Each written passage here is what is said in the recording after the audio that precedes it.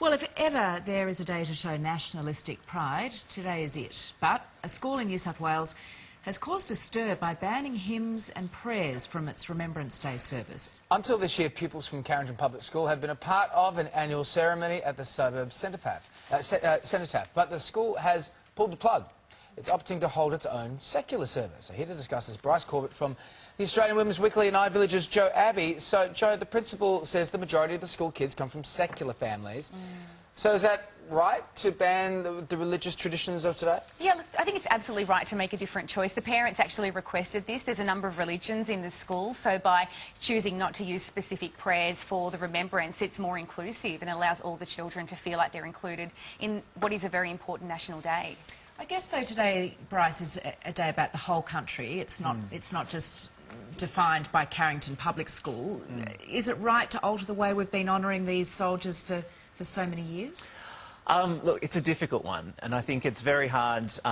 It's very hard to mount any kind of an argument that yes, we should just do away with these traditions, particularly when it comes to remembering our war dead. Because personally, I don't think there is anything more important than passing on those traditions and teaching your children the importance of honouring people who have sacrificed their lives for your country. I think it's massively important.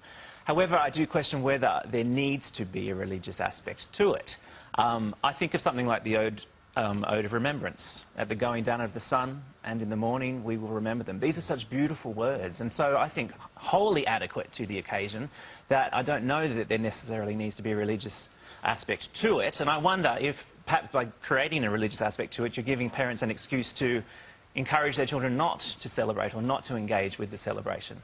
I guess you could argue that in those times religion did have a much stronger sort of relevance and existence to these soldiers' lives. Absolutely, and I suppose you read a lot of the diaries of soldiers at the time, and they question the existence of a God, having experienced what they did, and perhaps there is an argument that that you can in fact commemorate this day without there needing to be a really overtly religious overtone. It's interesting, Joe, isn't it, to see a day like this, come into go into 96 years now we're into it, but it's evolving, and maybe that's what we're seeing here is not something we should be alarmed about, but seeing it evolve for another generation. Yeah, we need to evolve to make sure it's relevant to all children, because I enjoy speaking to my children about it so that we can remember what is a very important day in history.